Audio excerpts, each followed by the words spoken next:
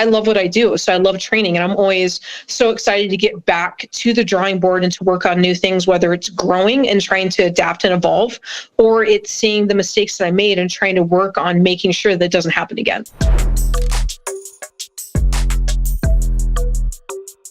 Welcome, everyone, to another episode of the Robert Patton Global Podcast. I'm here with the Bellator flyweight champion, Liz Carmouche. Thank you so much for joining us. Thank you for having me. Yeah. It's very exciting. I love watching you fight in the SHEATH bralette top. That's really cool. I really appreciate you doing that. And you've been winning since you've been wearing it. So it's good luck. I agree. Yeah. But I was watching that fight again last night, and it was pretty close, you know. Mm-hmm. But and I guess there was some debate from her about like the stoppage or whatever, but I was really happy with the stoppage. And I agree. Yeah, I saw it on like CBS Sports or some highlights, and just that finishing where you're on top of her and the SHEATH logo is on your shorts, and it was like really well placed. It was a good finish. It was a very good finish. What are you up to these days as the champ? What are you doing? Pretty much the same. I mean, life really hasn't changed. I was hoping there would be some changes on some front somewhere. It's still me knocking at the door, begging to fight, waiting to hear something back. It's still hunting down, trying to find some other sponsors to jump on board that are veteran owned, operated. Still working this business with my wife. We're doing service dogs. So she's breeding service dogs, Labrador retrievers. And this for injured veterans as well as for autistic children.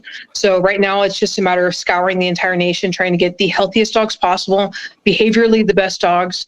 And that's a little bit taxing because it requires us to like jump on a plane when we get word about one and just shoot off to wherever we can find it, take it home. And then we have to wait until they're 16 weeks old before we can test them to make sure that they have all their health passes. And so you get emotionally invested in this dog and you're like, oh no, didn't pass anything. Oh no. Yeah. That's wild. We do foster dogs here. So we fostered over 100 dogs in 100? Over 100. Yeah. Yeah. And we had 11 at one time because one of the dogs had puppies, 10 puppies. And we had to raise all 10 puppies till they were, I guess, 8 weeks old or something, to where they could be fostered out. And it was a nightmare. It was fun and it was cute. A lot of cute puppies, but there was a lot of shit. Yeah, tell me about it. We had our first litter, and we ended up having 8 puppies. And it's definitely a lot to clean up with, especially just because we just have a higher standard, and we want to see behaviorally who's going to be the best suited to be a service dog. So you have to raise the standards even more. So it's like nobody can ever have an accident, and we clean up everything. Wow.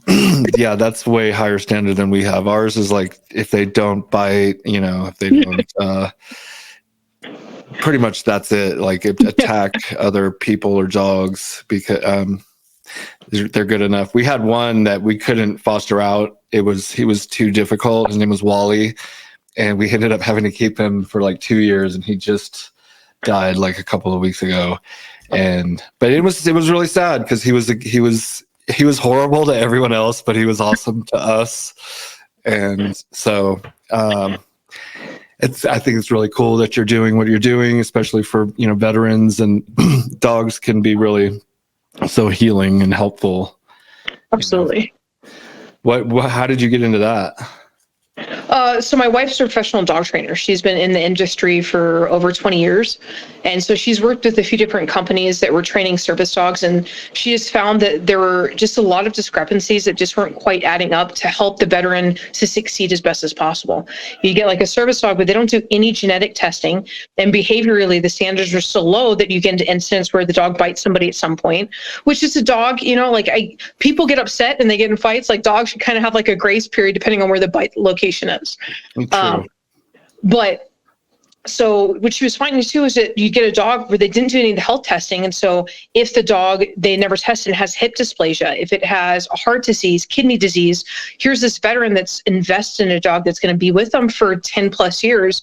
And then it turns out they're going to have to go to the doctor constantly for their dog. That's too much for a veteran. They're usually trying to work through reintegrating back into society and understanding how to change their jargon, their lifestyle, everything. And to add that onto it, it's usually just too much stress. And we see a lot of digression with the veteran. And so we want to be able to provide a dog where we did so much testing for it and so much success with exposing it to all the different things in the environment, like motorcycles, horses, cows, you name it, that it can't possibly fail is the ideal. And we just want to make it so that veterans didn't have to doubt and question anything, that they knew that the dogs that they were getting could go until the dog's last day and that veteran be set up for success. Wow, that's really thoughtful. I mean, so your wife has been in the industry, but what made you start doing this? And,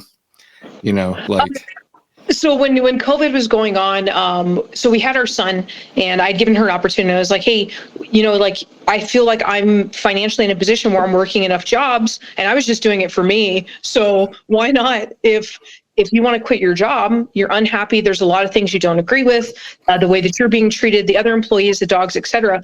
Why don't you just focus on raising our son? Let's build a good foundation for him and set him up. And then as we're going through that, she's like, it's just not enough. And he's starting school. So what's the next step? Well, what do you want to do? If you didn't have to question, if there was nothing about finances, every situation was perfect, what would be the dream? And she's like, I love working with veterans, the work that I did with the service dogs, the investment that I put into them, and then seeing them go on and make changes in their lives or better for their whole family. Because she's not just touching the veteran's life. It's also the whole family's life that changes because of that. And she just said, she's like, if I could do that, I would love to be able to provide veterans with the best, healthiest dogs that they don't have to worry about.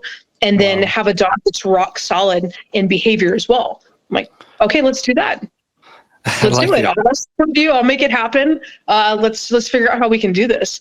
And so it was like, okay, I'm going to go do some seminars so we have some more money to go get these dogs and do all this. So I support her. I just get to love on the dogs. Like, I'm not the dog trainer. Like, I pay attention enough and I need to be able to handle dogs and understand the differences and what they demand. And it's really cool because different service members require different things. They have different needs. And so you may get a dog that has to do scent detection because the person wants them to clear a house and feel like they're comfortable. We had a veteran that had seizures and the dog would alert him and then stay on him to make sure he was safe and go alert his caregiver to let him know he's going to have a seizure. And so you get to be a part of that and see that. I'm like, okay, this is awesome. Like, I'm just invested in this little puppy that I get to help bring into the world and get to like baby it and hold it around. And I have like my little connection with them. But then you get to see them as they grow into themselves and see the connection they make with their veteran. It's amazing. So I was like, I'm in. This is so cool. I want to be a part of this as long as we can. Yeah, because then you benefit in a way from it as well. Just psychologically, you're helping other people, which always makes you feel good. Exactly. So have you guys been able to place quite a few of them, or? So because this is, like I said, we're still scouring to trying to get as many dogs in the program. We've been able to place 2 dogs. Nice. And right now we have one that he was born. he's 14 weeks old, 15 weeks old. So now we're in the grooming him phase and trying to make him into the best possible service dog. And we have a few service members that she's interviewed that we'll see who's a good fit for him. And then his training will start to go towards what that veteran needs specifically. So when he's 1 or 2 years old, the veteran can take them and move on with what they need. There's a lot that goes into that. Yeah. People don't, because then you got to train it for the specific veterans, issues, so to speak. Yeah, there's a lot that goes on. Between all the testing, the genetic testing, and all the behavioral. It's if we have them for 1 to 2 years, it's not like it's just a pet dog. Like, no, they get trained every day, multiple times a day. We have to take them to all these different environments, so that way, if the veteran goes somewhere that we've never been before, the dog isn't thrown off and scared, which anyone would be. And so that way it's benefiting the veteran as much as possible. So it's constantly like, okay, we're going to drive to the beach and have people on scooters intentionally going by this dog, so it can be comfortable and be exposed to that. We're going to go to the airport where they can hear all the helicopters and airplanes going overhead. It's constant things where she goes every day and drives the dog in different environments, so that way it's as ready as possible down the road. That's hardcore. That sounds kind of like my wife. She's super, like, she handles all the stuff with the dogs. I mean, and I help out as I can or want to, and she's really good about just taking care of it if I'm too busy or whatever. But I'm usually pretty helpful. I mean, as far as cleaning up after them or what, I'm not going to like walk past a pile of shit and just leave it there. I'll pick it up and mop it up and whatever. But okay, well, so you're doing good things in the world with your, newfound level of achievement and stuff. You're not just partying and. Yeah, I'm not the partier. Unfortunately, for two reasons. I mean, one, a few years ago at one of the UFC retreats, everybody, whether they were alcoholics, they had a few drinks, one drink, everybody blacked out. Nobody remembers the end of the event. Yikes. Every single person there, right? And since then, I have not been able to touch alcohol, pathetically so. Like, to the point where I'm like, no, I'm good. And it's been years. There's no reason for it. But also, I mean, I love what I do. So I love training, and I'm always so excited to get back to the drawing board and to work on new things, whether it's growing and trying to adapt and evolve, or it's seeing the mistakes that I made and trying to work on making sure that doesn't happen again. Yeah. I mean, it's a constant, that's life, right? Just evaluating. I mean, you should be constantly evaluating where your weaknesses and where you can improve. And that's what I love about fighters and fighting and martial arts, is just like the discipline, the focus. You're all in, especially cage fighters. You can't half-ass this job. Because you could, but it'd be the cost. yeah, and so there's a lot of motivation to really keep improving, and there's no like money isn't even as big a motivator as, if I don't do this, I'm gonna get my ass kicked. Yeah. For me, it's not usually even like the fear of getting my ass kicked. It's not wanting to embarrass myself. Right. Like, you can go out there, and if you don't look like you're the skilled fighter that's put in all these hours and years of work, that to me is just as embarrassing as a loss. So I want to go out there and be as technical and look like I'm never gassed. And just, there's all these things that go into what I want to look like when I go into the cage. It is funny or interesting. I'll go to these lower level fighting organizations. I mean, Fury, they're really good. We have Colorado Combat Club here, and then LFA, and like different organizations. But you can see the levels of just how good you are at. Like, they'll throw like sloppy punches, and their kicks, they're like off balance a little bit. Something's not quite right, and yeah, when you're fighting, you can tell it's like you've been doing this. You're like an expert. And there's this new girl. She just made her debut in the UFC. Yasmin Uruguay. And I had seen her. We did a photo shoot, and she was like, when she would hit the bag, it was like, whoa, that's like a dude hitting the bag. Like, this is not. She's not fucking around. And then she got in there and she banged, and she pulled out a victory, which was really cool. And my point, I guess, is that she looked really proficient, and in her very debut. Proficient. Yeah.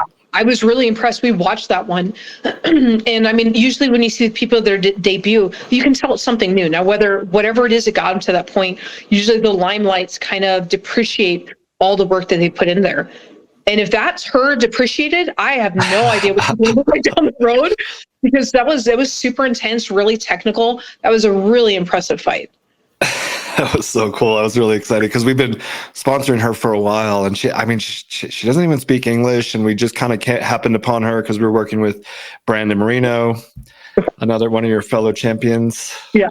and she kind of was like in the package, and so it'd like to see her make her debut and win, that could be something good for us in the future. We're trying to collect champions over here. Nice.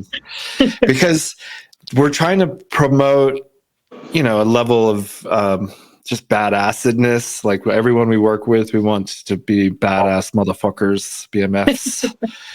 And I don't know, it goes along with the brand, and that's kind of, it's a selling point. Of course. Because we also sponsor like comedians and like podcasters, but people like that are at the top of their field and their profession. Essentially champions of what they do. Yeah. Yeah. Nice. And well, how did you get started fighting at the beginning when you were? I'd been in the Marine Corps, and I was constantly that person where you saw that was just trying to find new workouts and looking into all the different diets and just wanting to push myself to new levels. And then when it came to the McMet program, I was that person that was like, yeah, the body hardening. Yeah, let's do body hardening. Let's do all this crazy stuff. And yeah, I'm watching fight videos. Let me try and figure out how to fight and do this BJ Penn book. And there were a few people I worked with. There was an officer in particular who's like, hey, my kids do jujitsu. I really think that you should get into MMA. I'm like, all right, I don't really know MMA. And he's like, how do you not know MMA? You grew up in Japan. I'm like, I know. I was social butterfly when it comes to sports. Like, I do this sport for a little bit, then I do this one, and then I want to be a scientist. I'm all over the place. And he just kept pushing. He's like, just check out MMA. The first fight I watched, I don't even remember who it was, but they got split in the forehead and there was blood everywhere. And then the guy that won his post-fight interview was just, you could tell he was uneducated, and he wasn't very articulate. He was doing a lot of shit talking. I was like, I don't like this. I'm used to like team sports and sportsmanship. I was on a team that every year we won the sportsmanship award. Like, this is not what I'm used to. Right. But it had my curiosity. So I looked into it more, and I had a few other people who were like, no, he's absolutely right. You should get into MMA. I don't know, guys. I don't think it's for me. That's not my deal. But I saw the BJ Penn book. I started reading up, and I really liked the workouts. I like what he said about the diet. Got into that, and I was like, okay, I'm a little bit more curious. Started watching fights again, and I was like, okay, wait, this is different. And I saw people like Forrest Griffin, who's college educated, who has like a goofy side, but he's also articulate, and he's super respectful of the other fighters. And then people like Roger Huerta, who had a bachelor's degree. And I'm seeing all these people, I'm like, wait, these aren't street thugs just thrown in there for entertainment. Like, these are people with real lives, educated people. They're teachers. They're Rich Franklin. Exactly. Yeah. They're in all walks of life. And then I started seeing women fight, and I saw Chris Cyborg. And I was like, I think I could beat Chris Cyborg. Not having any understanding of like the differences in weight divisions, conceptually over my head. But it's just like that little secret that I kept, like, okay, I'm going to get into MMA, and I'm going to be the person that dethrones Chris Cyborg. I think I can do it. Cool. That's cool. How old were you?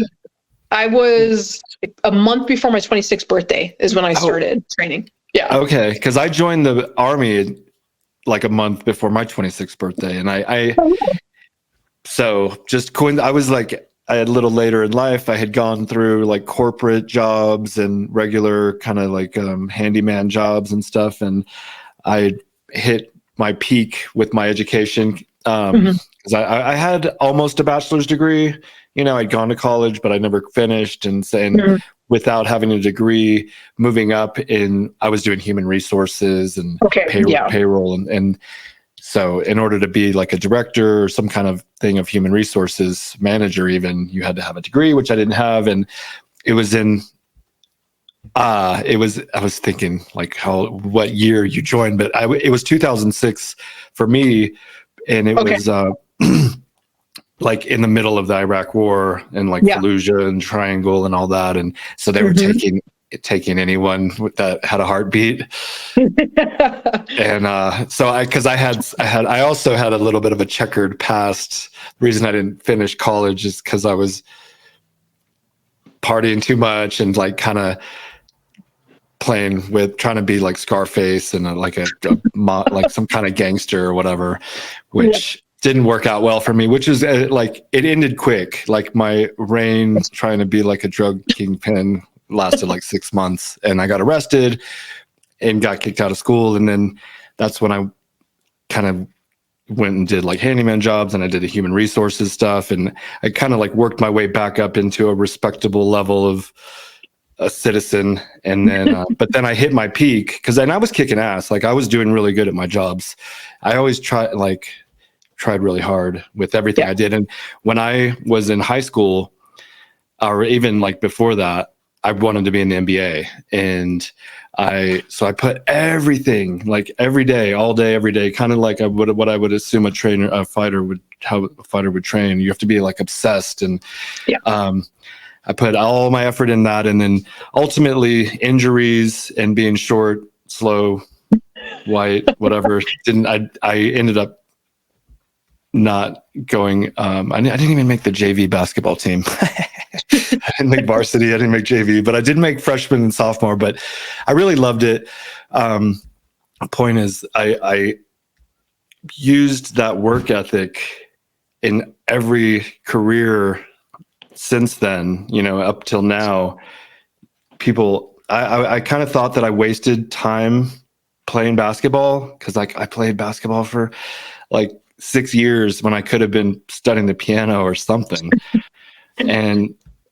But it didn't go to waste, because that work ethic, I trained my body or whatever. It became like a habit to work hard and try my hardest. I had to try my hardest because I was very average in athleticism. So just to be decent, I had to work, like as hard as I possibly could.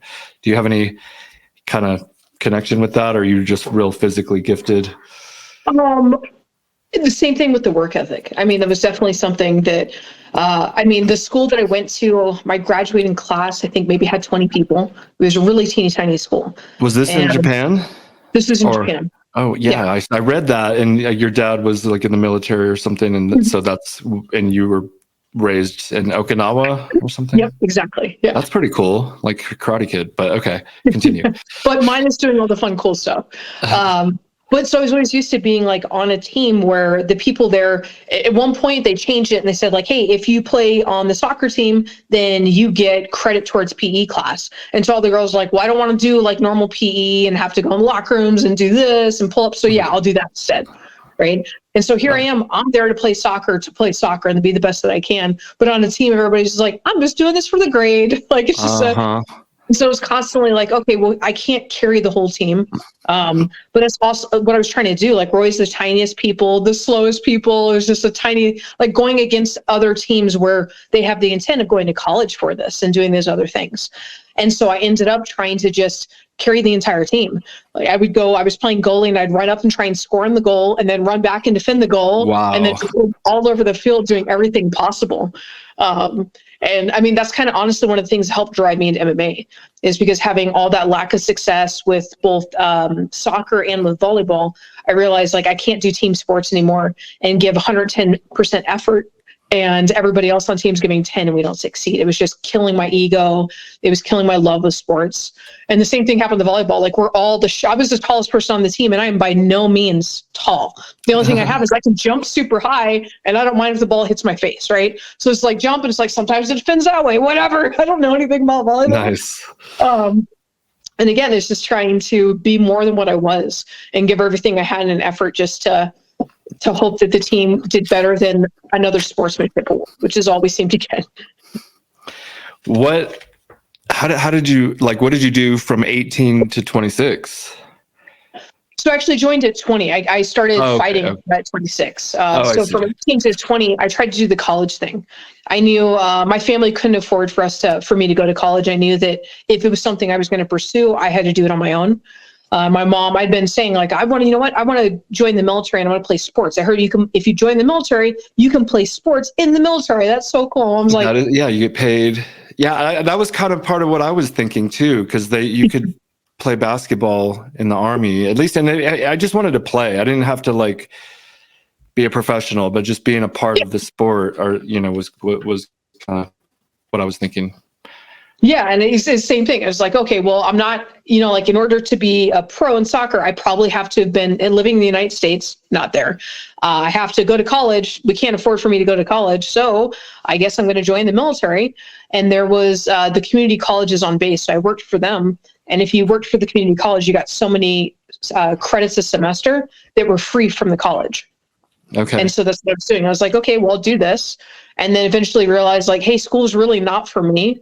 and there's no way that I'm going to be able to keep up with this. It turns out I hate college just as much as I hated all the other schooling. I'm not going to be able to do this. So my goal was just to get 15 credits. So that way, when I join the Marine Corps, I could at least go up in rank. What did you start as? A PFC. Me too. PFC, private first class. Because I had some college also. You don't want to start at the very bottom. Yep. What rank did you make it to? E5, a sergeant. Me too. Nice. I have my sergeant rank. Nice. I was a corporal. I went from PFC to specialist. It's different in the Army a little bit. Yeah. And then corporal, which is a lateral kind of, but you're still a non-commissioned officer. And then I made my sergeant. That's pretty cool. Yeah. Because you're not an officer, but you're not a private. You're a sergeant something. I thought a sergeant was pretty cool. Yeah, I mean, it was. I was hoping, I was like this close to being a staff sergeant, and I really wanted, that would have been like the icing on the cake just for that whole adventure and that whole chapter. And I extended my contract just so I could go out to Iraq one more time, help support my unit was short staffed. And then I liked going to Iraq. Like the experience for so many people was it was stressful. They're away from their family, away from all their friends, but all my friends were in the Marine Corps, and my family already lives on the other side of the country that I very rarely saw anyway. So I'm like, yeah, I've already done this adventure of leaving my home. So this is not a big deal for me. It's just another experience. So I was like, yeah, I'll go out one more time, help you guys out. I don't mind. So you did 2? Right there. I did 3 tours. Oh, 3. What were you saying before I cut you off? You're right there. Just the hopes is that I would like get staff sergeant right before I get out. They're like, well, if you re-enlist, then we can definitely put in that paperwork. I was like, it would have been so cool. Yeah, they try to tempt you with the re-enlistment stuff. How many years did you do in the Marines? I ended up doing almost 5.5 years. Wow, it's so weird. I did 6 years. It's very similar. Okay, and I did 2 tours, and they were trying to send so I re-signed in Iraq for the extra, because I just did 4 years. I was just doing 4 years, and then I re-signed in Iraq, and then I picked Colorado as a duty station. I could have got Hawaii or Colorado, and there's some reasoning behind why I picked Colorado, but I picked Colorado, and then I got a new duty station. And this was like 3 months after we got back from Iraq. And then in my new duty station, it was a 4th ID, 4th Infantry Division here. And they're like, we're going back. And I was just like, hold on, I just got back. And like, I just got back and I just moved here and we're going back. And then I ended up not going back because I ended up getting out. And I guess kind of similar, you ended up getting out. But like they were trying to, we were going to go to Afghanistan this time, and our sergeant major, we were in training because we were in the field training, doing training exercises, and they're like, okay, so this time when we go back, we're not wearing the protective ballistic vests because we want them to trust us, and if we're wearing vests, then they think we don't trust them. And it was a weird thing. It was a pretty big deterrent. And I never really befriended anyone at my new unit. I was kind of, we'll say, going downhill. I did have like a bit of you dropped your pack. Slide. And I ended up getting out, and thankfully so, because I was able to like create SHEATH and I had the plan, like that was part of it. So I had the idea in Iraq on my second tour, but it was kind of a plan. It was like an iffy plan. But I was liking my Army. I was loving it. That's actually where I kind of grew into myself, and I found out what I was capable of. And I won. You get a basic training, and there's a PT test against everyone, and I beat everyone, which was really cool. Nice. Like the whole battalion. So I won. It's really impressive. It was a quartermaster company, so it wasn't like infantry, but it was still, I liked it. You test yourself amongst your peers, and I really that's where I kind of started to excel. And I went to all these different training, leadership courses, and air assault school, and different. Super cool. It was awesome. It was so cool. Like, I really think almost everyone should have to go through the military. I don't know. agree. Yeah. I know that's like super taboo, and people are totally opposed to it. But if you look at other countries, their willingness to go to war and to send off everybody thinking them solely as a number, other people aren't doing that, and it's not because they're weak. It's not because they just no. We've had our all of our people serve at minimum 2 years. Yeah. They've all experienced it. They're not as willing to just be like, yeah, just kill them off. It's only 100 people, 1,000 people. No, you start to understand those are families' lives that are touched because of that. And so other countries are as well. Look at Israel. Everybody has to do 2 years. So they have an appreciation and a respect for the military because every single one of their citizens have done it. Yeah. And you can't and so I guess in America, it's like less than 1%. So most people are super detached and and they're like, yeah, send them. Let's go save Ukraine. What are you doing over here? Yeah. No, we're not the world police. And I've been there, and I like, I talk about, Iraq, and sometimes, I was full board. I was all like full. I was in. They got weapons of mass destruction. I'm falling for the whole whatever story they're selling, and then you get there and you meet the people, and you see like a lot of casualties. I saw more casualties than anyone should ever see, ever, and like. It's just, is it worth it? I don't know. Is it worth it? If it's for the oil, I get it, but then advertise it as such. Exactly. Yeah. Don't fucking sell me this bullshit. So now I don't believe anything they say, honestly. Yeah, especially just looking at the news. So like the news depicted something. And I remember my mom's side of the family is from New York City. So they're firefighters, they're police officers. They were there during 9/11. My grandmother, who worked at one of the towers that went down, she worked right in that tower. Wow. So all of her family was connected in some way and trying to serve to walk through all the shambles of what had happened. And so for us, it had a special connection. And just knowing like, holy crap, my uncle is there right now having to save these people and work through these ashes. My grandmother was in that tower, but she retired. But had she not, she didn't want to retire, had she decided not to, she very well would have been working that day, just like she always was before. And then, my cousin, he's a police officer working through all the rubbish as well. So for us, it had a connection. But when they showed what Iraq was and everything that was being done, it got everybody enthusiastic about wanting to participate and defend our nation and to save our people. But then you get there, and I'm like,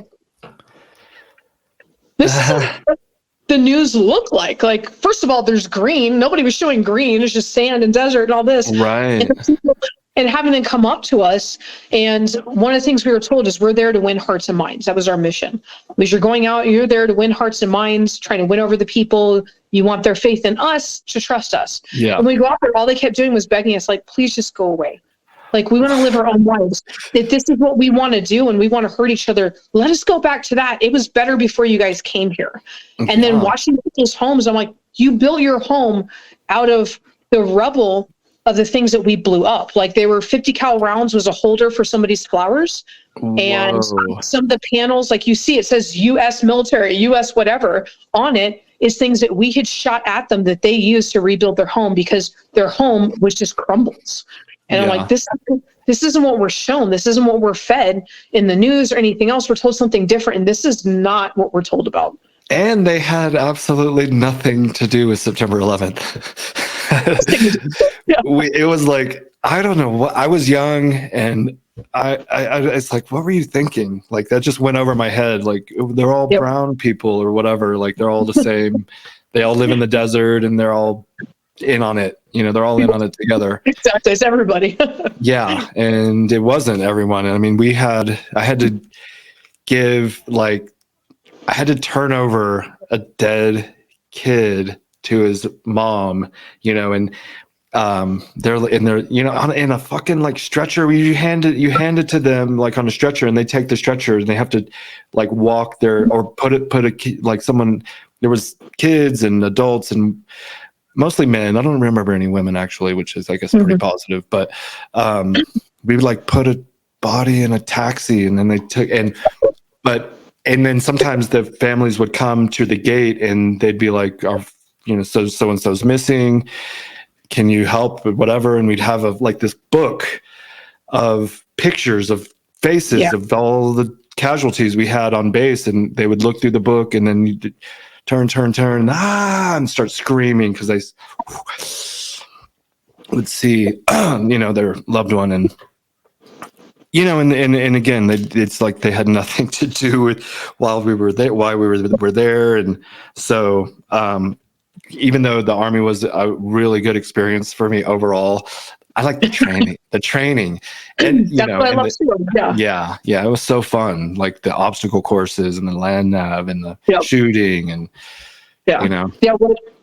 so I worked as an electrician on helicopters, and they call that the blue side, right? It's kind of like the safer side. Yeah. And you have your green side, which is all your infantry, your recon, your counterintelligence Marines, things like that.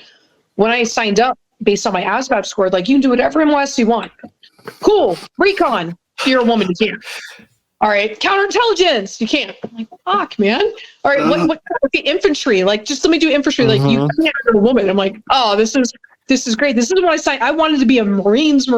Right. So like boot camp and everything. I'm like, I love training. You have people crying. You have people peeing themselves. People like through the night, like shivering and crying. And then like, I miss my mom. Like, exactly. This is what I signed up for. This is awesome. What are you talking about? Like, we're the same. Yeah. Because I had these big fucking dudes crying because the fucking sergeant yelled at them. And we're in basic training. Did you not see Full Metal Jacket? Like, exactly.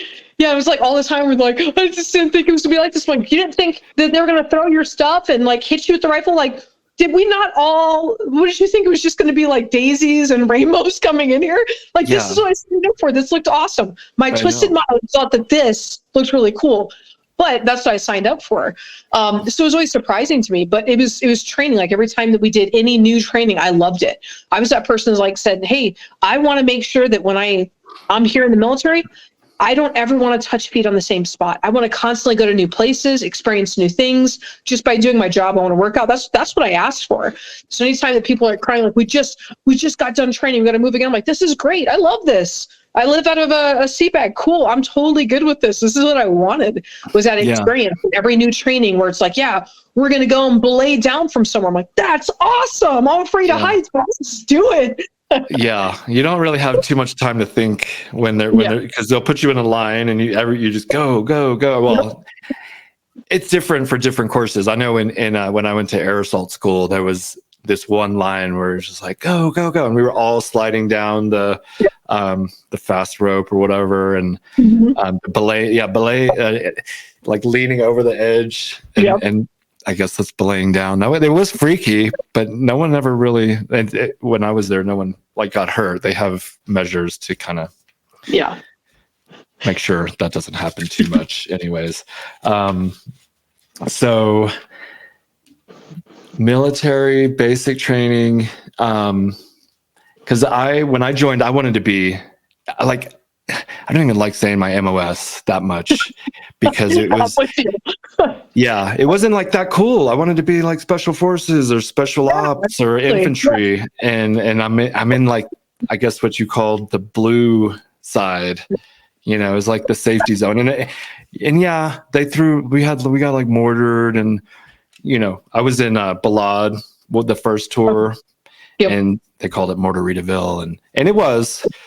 They would every night almost they would lob shit over, and the C-Rams would come up and shoot them out, and we'd have to go get under our bunker, which I'm like, if the fucking shell hit the bunker, we'd be dead. Yeah, so we didn't even go that far. Eventually it got to the point where we got like mortars went through the aircraft. Like I can remember one of the times, it was so many close calls on Iraq. For one, my third tour is when I signed up and I was like, hey, I have an opportunity to do the Line S program. I get to go outside with a wire and essentially do the job I always wanted to do. Yes, finally, which is another reason I extended in the hopes of like doing that. But we got like blown up on the base so many times. It was almost like we're at the top of a plateau. So they know you're right there. You can't miss it. So it's just constant incoming all of the time. And all I knew was that I had a master sergeant who had never deployed as a master sergeant. Wow. So here you have this guy who's always managed to like skate around and be in the schoolhouse and be a recruiter and drill and do all these things. So he never deployed. I'm on my second deployment. And he's like, you can't be late. And you were going to do uniform inspection. I'm like, uniform inspections? We don't have stuff to clean our uniform. What do you mean? Nobody brought iron? What are you talking about? You don't do that in theater. You do that in garrison. Psycho. Exactly. And so here I am. I'm like, I'm just worried about getting to work. So it's just like all these explosions next to me. I'm like, I can't be late for work. I can't be late. I'm going to be in so much trouble. And that was like more concerning. But eventually I got to the mindset that there's no point in laying down. Like if you're meant to get blown up, you're going to get blown up. If it's your time, it's your time. You can try and dodge it and it still happens. I know people that did. And close calls where for whatever reason, it just happened to be my time. Like, hey, Carmouche, we need you to go do a supply run. So the aircraft that I had been scheduled to work on and was normally working on, one of the explosions went through the window, out the other window. And and that's what the job I was supposed to be doing. So one of the guys is there and he's like, yeah, I almost got blown up today doing your job. I'm like, I'm sorry, I didn't ask for that. Yeah. And Aaron, like we test aircraft. I was normally out there every day testing the aircraft. That was my job. So I'm just standing there. And it's when we were having a changeover and the new unit coming in, they're like, hey, well, I'll go out there. Why don't you go get some water and then meet me out? I'm like, okay, cool. So I get water, boom, explodes exactly where I stood for the whole mountains noise Iraq. And it was constantly stuff like that. We're like close calls. So it's like, I mean, if I'm supposed to get blown up, it's supposed to happen. But for whatever reason, I was meant to keep going on because all those close calls and didn't happen. There's no reason to be laying down. If I'm going to get blown up, it's meant to be, and I'm going to get blown up. And obviously I'm not. So I'll just keep on walking to work and doing my thing. Yeah, I stopped getting up out of bed when the sirens went off because I was just like, if it's going to hit, it's going to hit. So I was thinking just now, the title could be, it might be cheesy, but like from combat in theater to combat in the cage. I just thought that could be the title hung for up one thing just to go into another one.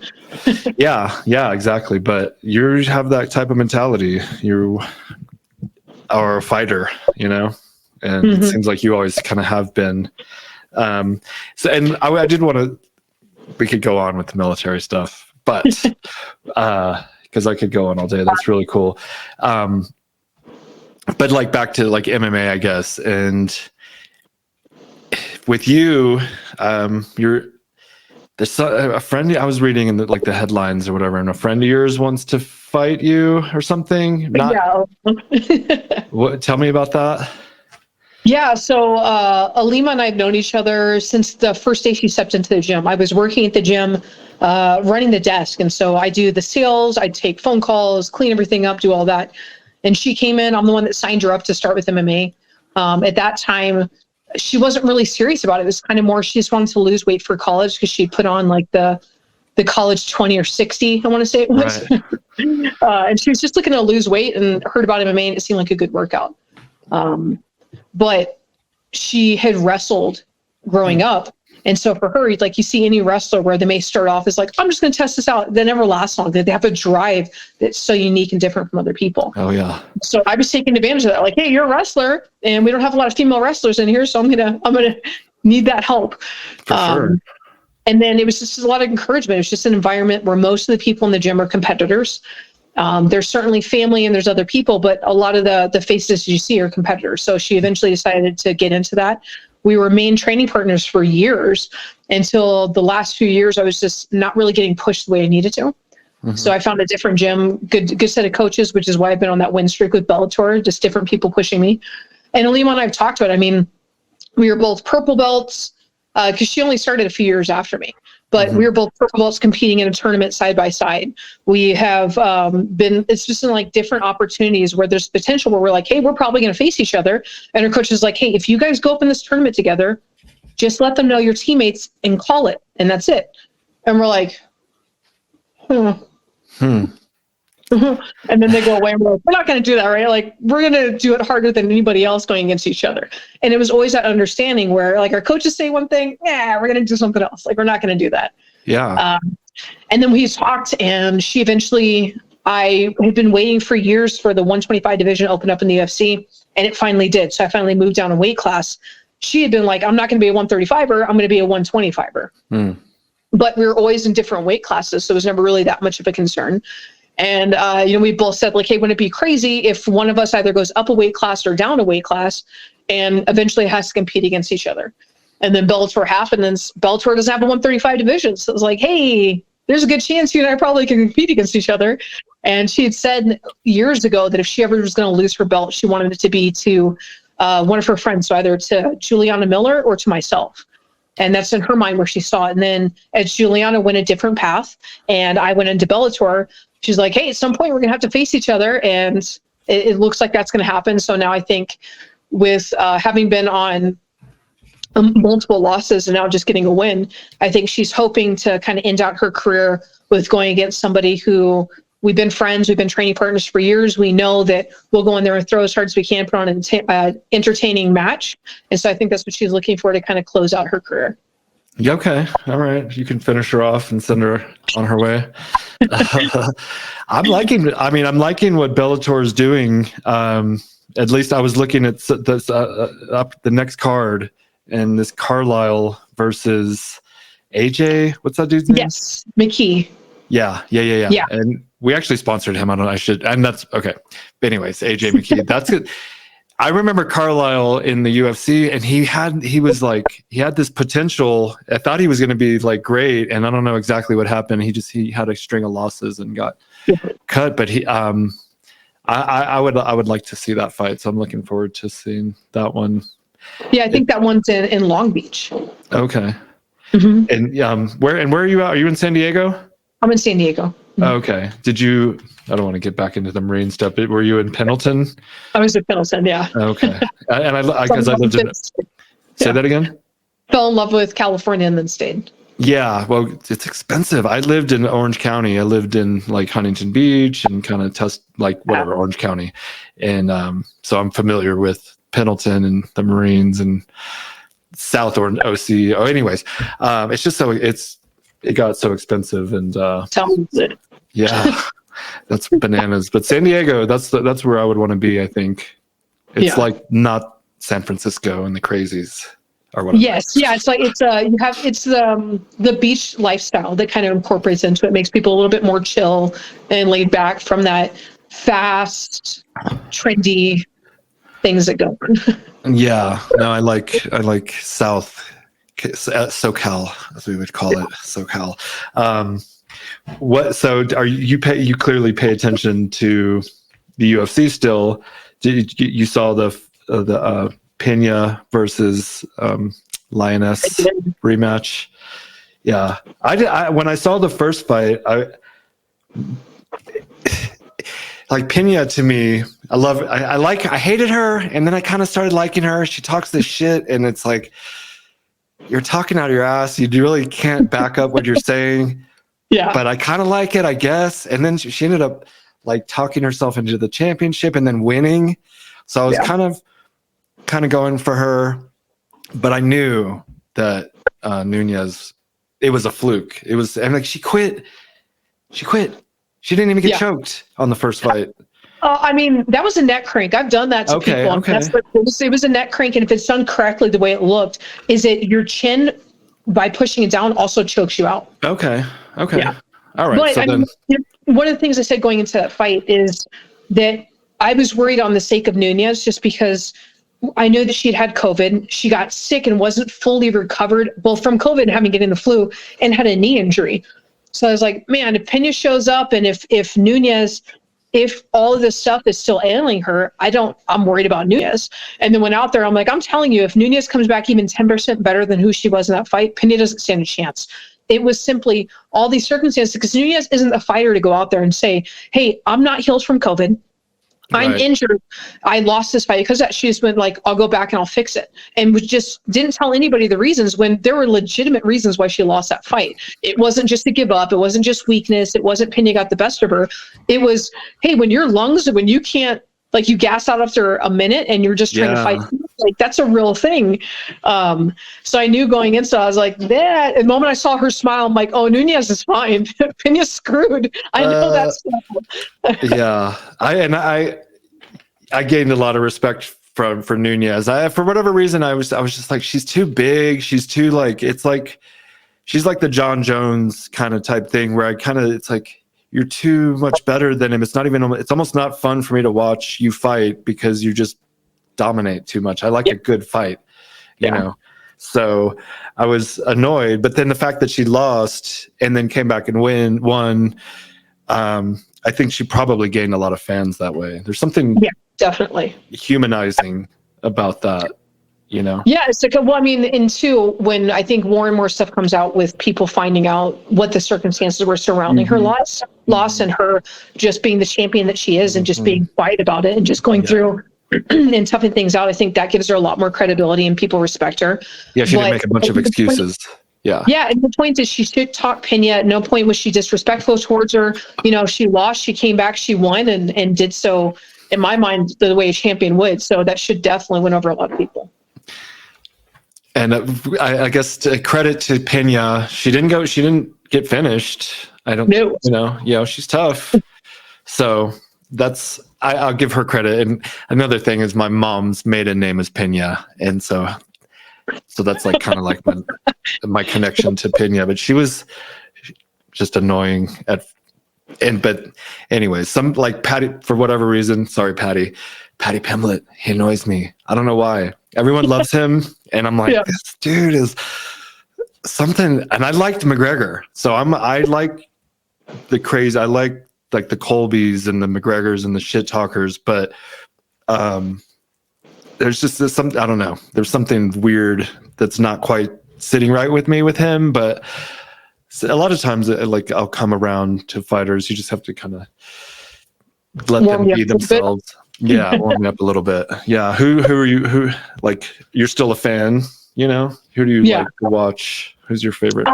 I mean, Nunez, I do like to watch just because I've never seen disrespect on her part, and to me, that's more important. I know that as a fan, you want to be like invested in the fighters, whether it's that you hate them and you want to see them lose, or you love them and you want to see them win. Right? You have to have that emotional connection. But as a practitioner, I'm always looking at the people that carry themselves and don't go out there and have to trash talk anything and build themselves up and do any of that. They just go out there and perform and let their actions speak for them.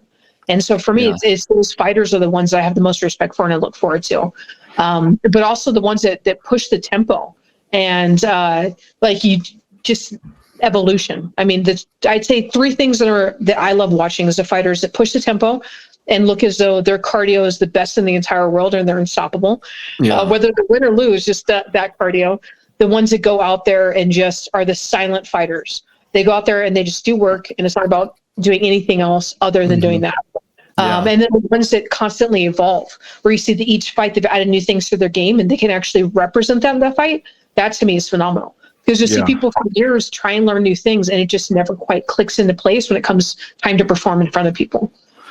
Yeah. You got to keep, it's the sport, it's like evolving, and the young up and comers, they're going to like surpass you if you don't keep progressing yourself. How do you stay, like, can you tell us your, like, maybe like morning routine and kind of like what anything special you do that makes you be the best? I think it's, like I said, that constant want for growth and evolution. It's understanding in the sport that the moment that I think that I know everything, I should probably retire. Should probably be done. Right. And I just think that there's so many different pieces to the game of MMA, and I maybe kind of have a grasp of this one and maybe a little bit of this one, but there's 12 other pieces on the board that I don't know anything about, and I still have to learn. And I don't care about this sport. But I mean, my morning routine, I get up, I try and like you hear Huberman talk about getting out there and exposing yourself to light. So getting out there and having some light time. I shock my body doing the ice bath first thing in the morning. But you are? Okay. Yeah. I saw you getting in on Instagram. You do it every day? Because I was doing it and then I kind of stopped a couple months ago. Yeah, and so I've been trying to do it every morning. I just feel like it's like a natural antidepressant, right? Instead of having to inundate your body with medication, I can just go dump myself in the ice bath. I get out there. There's that moment where I'm like, this is horrible. I hate doing this. And then I get out. I'm like, no, I felt really good. I want to go back in. And my brain's like, there's something wrong with you. You want to go back in. Yeah. And I'm not, I grew up on a tropical island. Like, I don't do cold water. There's nothing, I go to the ocean, they're like, it's fine, just put on a wetsuit, just pee in the wetsuit, be warm. I'm like, there's nothing about peeing in the wetsuit to get warm that sounds appealing to me. Like, but I don't I've never want it. done I'm not that. Yeah. interested. I'm good.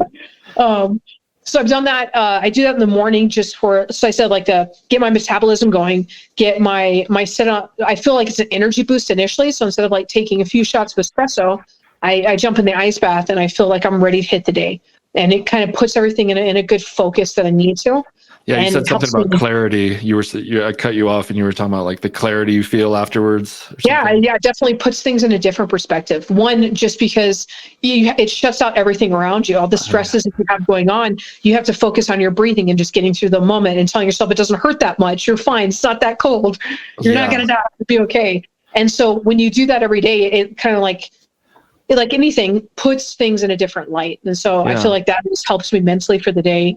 I have like my routine with drinking 30 ounces of water when I first wake up with apple cider vinegar, local honey. Exactly. Yeah. Yeah. That's why I had to take a break there for a second. I knew. I did my 30 ounces. I was like, I'm going to get that done earlier than usual because otherwise I'm going to be leaving to pee every 2 minutes. I messed up. Yeah. I woke up a little bit late. Do you have one of those like perpetually cooling ice baths, or is it? Just last month. I want to say last month I finally got one. So prior to that, I was doing just the regular ice bath, and I was just trying to dump ice in it. And we were doing it when I'm in fight camp. I try and do it every day. When I'm outside of fight camp, I do it once on Sundays after I run stairs for about 10 minutes, because if I don't do that, I'm sore from Sunday to Friday of the following week and I can't walk. And then Saturday I start to feel my legs again and I'm back to running again on Sunday. So I was just doing it for just the recovery. I mean, my legs would be like rocks, and after I do the ice bath, I feel completely fine. And I can go run anything I want to. It's anti-inflammatory. Yeah, and so I was trying to, in the mornings, at least jump into the water because it would be cooler and just see. But the investment to constantly buy ice bags, everything, because I mean, you're supposed to do so many pounds of ice. I think like 100 pounds of ice or something like that. So I was getting multiple of the 20-pound bags. And by the time you do that, I'm like, okay, so I spent $15, and then I also have to fill up the water. I have to filter. I have to do all this stuff. I'm doing that every day. I did the math. I'm like, it's the same price as me purchasing one of those ice baths, but they're way nicer. How much about like 5,000 or less, or 5,000 or more? More, yeah, definitely more. Oh, okay. I got the really nice one, yeah. Okay. Because I'm like, fuck, I have so much shit. You know? It's like I have so much stuff. I don't want to buy another thing. But I'm definitely debating that because the convenience, otherwise, like, because it's a deterrent for me to, okay, I got to go buy ice. I got to go blah, blah, blah. Yeah. Now, as I'm saying that, I live in Colorado, and for like 6 months out of the year, all I got to do is go out and break up the ice. There you go. So I'm still debating. Is yours inside? I imagine it's inside. So no, because we don't have to worry about it getting cold here. Mine's outside underneath the patio cover. Yeah. And then there's a cover that goes on top of it. Yeah. No, our house is so tiny that there's no room to put it inside my house, or I definitely would. Yeah, I forgot you were in California. It's like things can be outside.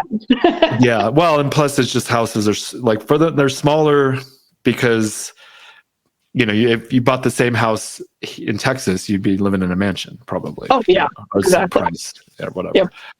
Yep. Okay, so you're doing that. That is a huge. That is a big, like, whatever, game changer. I don't like that word that much. But it's too cliche. But it like the ice baths are huge. And what else do you do, like, for mental kind of preparation and stability? Yeah, so I'll also do, like I said, I have like that morning routine with drinking water with apple cider vinegar, with doing a little bit of Celtic salt, local honey, ice bath. And then in the evenings, I try and do the ice bath again too, just because it works for like a natural, it cools my body. And I know that it's supposed to be opposite. Like at night, you're supposed to do heat therapy and do the sauna, but it seems like my body never really cools back down from that. And so I do the opposite protocol of what I'm supposed to do. I do ice bath first thing in the morning before I kick off doing it, before I eat. Then go through, do my tons of workouts. And then later in the afternoon, when I get home, I'll do the little personal sauna and then the ice bath again before bed. And that usually helps me sleep well because my body's cold for the whole night and you don't have to jack up the AC or anything. And so I've heard it's good for sleep also, which I mean, for me, and I'm assuming it's not necessarily that way for you, but like after the army or whatever, I couldn't sleep for like 10 years. Nope. Same for me. Okay. I'm getting better though. I like just now, and I got out in 2011. Okay. And now I'm getting like decent. I still wake up 4 or 5 times a night, but that's good compared to like 10 or 10 plus times a night. But now definitely I'll get up definitely at least once a night, maybe a few more times, or I wake up, I go back to sleep, but not the way it was before. I was waking up and my adrenaline was through the roof. I was spiked and I was alert multiple times throughout the night, not sleeping well. Now it's I'll get up and it's just like, oh, okay, I kind of heard noise, whatever. I'm okay. I feel safe. It was never the case before. It was like, okay, where's my rifle? I don't feel safe. It's not good. Right. I'm fine now. Yeah. Yeah. Okay. So it was a similar thing then. Yeah. I was just like, I had this, they're always waking you up and shit in the army. They're always fucking like, hey, we got to go do something. I'm like, fuck. So, and then that kind of carried over. I think it wasn't necessarily anything like terribly traumatic. I wasn't like seeing dead people or reliving. I never really relived any, kind of like events. Mine was more just like this nervous, like my nerves were too whatever engaged and stuff, but I'm fine. I've been meditating every day, twice a day, transcendental meditation. And that is my biggest improvement. I started in December of last year. I finally like went and got like training at a transcendental meditation center. And, it was only one day. It was like less than a day. It was like an hour. And oh, wow. Really, yeah. And then you do a little bit of stuff on your phone. They have an app, but it was a huge improvement, and I've been just getting like better and better in every aspect of my life from that. So I highly recommend that for anyone out there. But have you ever done a meditation? Yeah, so that was definitely something new I'd say that I've done over the past few years. Just because I want to say when in my youth I did it, and it was part of my practices. And then I don't know, something about the Marine Corps took from my ability to sit still and just have that quiet peace in my head and meditate. It's like I just have to go. I have to do something at all times. Right. And then something I've gotten back to, like I started doing vision boards. I do vision boards for every fight camp. And so that's part of what I incorporated into the meditation. Let me show you my vision board. Boop. Nice. Yeah, Hogan there, Elon, Wim Hof at the bottom. Awesome. There's the Jake Paul. Anyways. Yes, that's something like I set aside a time, and in fight camp, I'm so much better about doing everything I'm supposed to. Like in fight camp, I'm getting acupuncture, I'm getting chiropractic adjustments, I'm getting massages. There's no day where I ever skip the ice bath. I'm doing it twice a day. I don't skip on doing any of the hot treatment. And then when I'm outside of fight camp, it's like, okay, I'll do the ice bath every day. But okay, the sauna isn't quite working. I'm not gonna really, it's a matter of convenience. And it's like, do I really want to drive 40 minutes to go see my chiropractor? No, I guess I won't do it. In fight camp, I don't give myself that choice because my body is what provides for my family. So I don't have a choice. I have to do it. And there are no excuses in fight camp. It's a full 12-hour workday trying to keep up with everything. But outside of fight camp, it's more about like spending more time with my family, spending time with my son, getting to see him do jiu-jitsu. Because when I'm in fight camp, I live 40 minutes away from everything. My gym is from all of it. So once I'm down there and I'm there in the morning, I'm not home again until around his bedtime, if not later. So I don't get to see him do jiu-jitsu. And outside of fight camp, it's more about being able to focus and be there and spend more time with them and do things differently, which I think helps put things in a different perspective for fight camp. Exactly. Exactly. Keeping one work mode and then one family fun mode. Yeah. And at least when you're not in fight camp, you take advantage and get that full immersion of being a mom. And he just started school. Yeah. Kindergarten. That's pretty First cool. grade. So he Oh, was first he was in school, but with all the COVID restrictions, they only had him in school 1 day a week. Oh, And we've weird. been had him all these different school wait lists, just trying to get him there full time so that my wife can actually have a break and go have a life outside of just homeschooling him. Yeah. Because pre-COVID, we had talked about like, hey, in these opportunities that we have before us, if you wanted to homeschool, would you be wanting to do it? She's like, I don't want to homeschool. Do you want to homeschool? I'm like, no, I got homeschooled for a few years. I don't want to homeschool. No, I don't want to, like, I should not be sitting there teaching anybody. This is not for me. Both of us agreed that we didn't have the skill set to be teachers homeschooling our child, but COVID hit and there were no other choices. So it was being on all these wait lists, hoping and just trying to finally get him to school. The school near us finally opened up for 5 days a week. And while my wife has done such an awesome job in like bringing his education where he tested into second grade, California won't let him go into second grade. He has to go for his age appropriate.